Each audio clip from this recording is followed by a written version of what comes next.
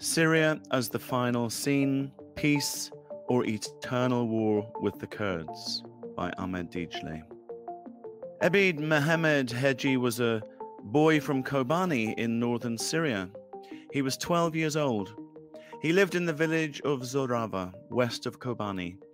At noon on the 16th of August, the Turkish army shelled his village. Ebed and 5 others were hit by artillery. One of them was a 2-year-old, Khalil Jihad Shekho. Another child, 11-year-old Temin Faisal Hamid, was exposed to a similar Turkish attack on the same day and at the same time. Pieces of a mortar shell hit his body as he played on the street in the Zurgan district of Hasaka. Ebed's photograph was taken at the morgue and Temim's was taken in hospital. Ebed lost his life, while Temim and others survived with injuries. These children are not the first victims of Turkey's attacks on Kurdish children, and unfortunately they will not be the last. Every day we see and read news about similar attacks targeting civilian settlements. Such attacks have continued systematically throughout 2022. Since January, up until the 13th of August, at least 33 civilians were killed and 124 were wounded as a result of Turkish attacks on North and East Syria, Rojava. Some 3,763 attacks of various kinds took place in the region during this period. 23 of the 33 civilians lost their lives in the last 2.5 months. During this period, there were 1,420 attacks, and in addition to the deaths, 57 people were wounded. Following the Tehran summit in July, Turkish attacks have moved to a new level. Since the 19th of July 2022, Turkey has attacked several times, almost every day. Assassinations of Kurdish warriors who fought against the barbarity of the Islamic State, ISIS, and have also started to occur more frequently. The 19th of July is an important date for the Kurds as it is the anniversary of the Rojava Revolution. On the 19th of July 2012, the Kurdish people declared self-government in Kobani, and then North and East Syria developed a society-orientated administrative model. From the very beginning, Turkey has used every possible method to try to prevent this. It first directed ISIS to fight in Kurdish-controlled regions, and when ISIS was defeated, it entered into the territory directly. And immediately prior to this important date, this year, a trilateral summit of Iran, Russia, and Turkey was held in Tehran. At this summit, it was decided that rather than directly invading the region, Turkish soldiers could carry out attacks without crossing the border. Turkish attacks have concentrated on the Shakba and Manbij regions to the west of the Euphrates. Turkish President Recep Tayyip Erdogan has repeatedly announced that Ankara will conduct a military operation there. However, this is an area where Iran and Russia are also partially active, because Shakba in particular is the gate to Aleppo, and Turks entering here pose a risk for the future of Syria.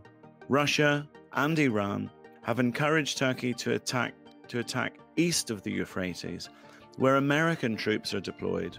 If Turkey attacks here, US soldiers will either withdraw or come face to face with the Turkish soldiers.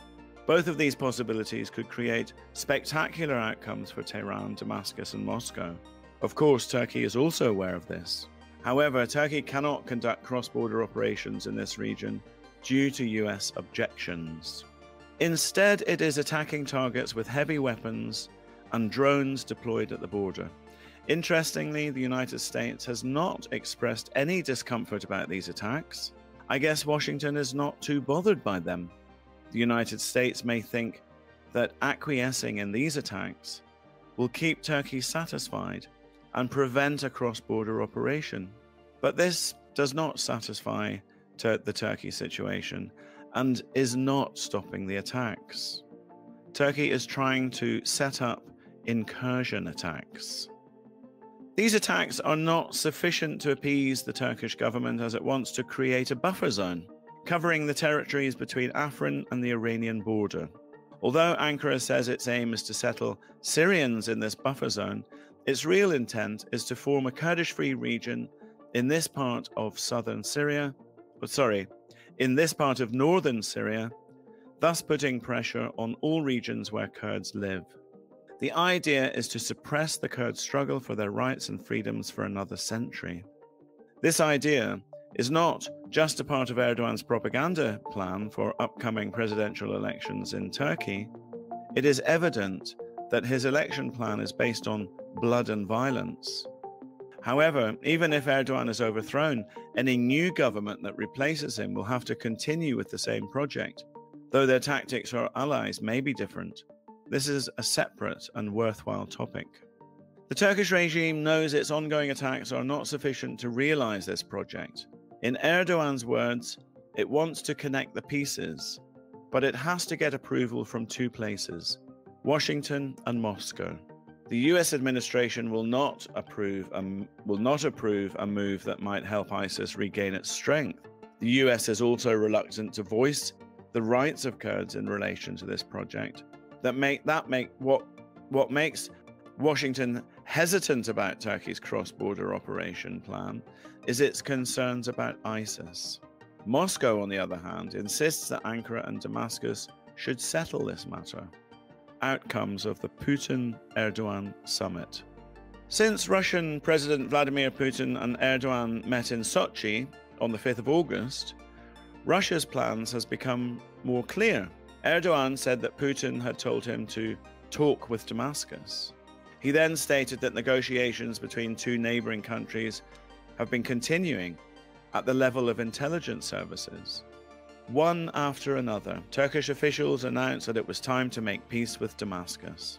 Russia has been looking for a suitable gateway to circumvent the embargoes imposed on it due to the war in Ukraine. Turkey, on the other hand, wants a breather for its economy that has hit rock bottom. Their mutual needs are driving Ankara and Moscow closer. They are reconsidering their positions in Syria in the light of this new situation. Being aware of Turkey's need for Russia in Syria, Moscow made a new move and imposed the Ankara-Damascus reconciliation on both sides.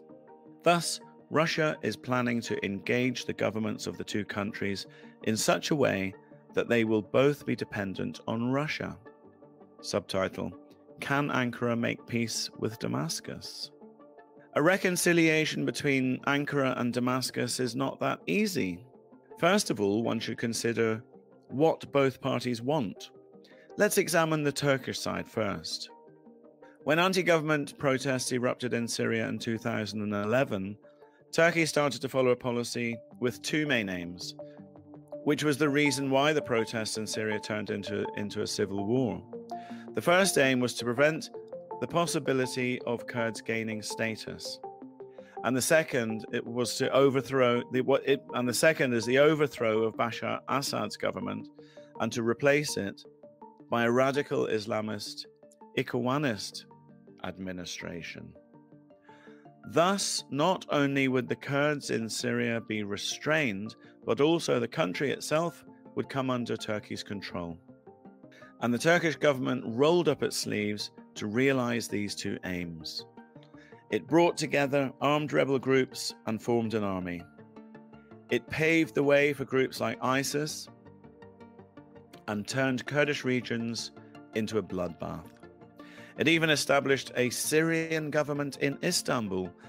In order to overthrow Assad and defeat the Kurds, it gathered thousands of Salafists, then under the name of the Syrian National Army, SNA, so much so that the former leader of ISIS, Abu Bakr al-Baghdadi, and his successors were killed in areas controlled by Turkey. However, at the stage we have reached, Turkey has realized that it cannot achieve those two main aims simultaneously, and Putin wanted Turkey to make peace with Assad anyway. Subtitle: Turkey is left with only one aim in Syria, beating the Kurds. And Turkey saw fit to give up one of those aims in order to realize the other.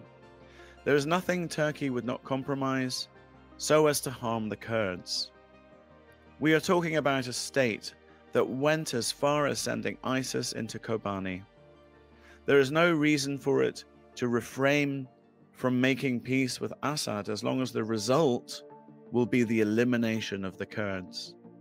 This is how the signs of rapprochement between Ankara and Damascus started to appear. Ankara agreed a compromise with Damascus so that all weapons in Syria would be directed against the Kurds. Negotiations are now ongoing. Ankara has only one condition: destroy the Kurdish Autonomous Administration of North and East Syria.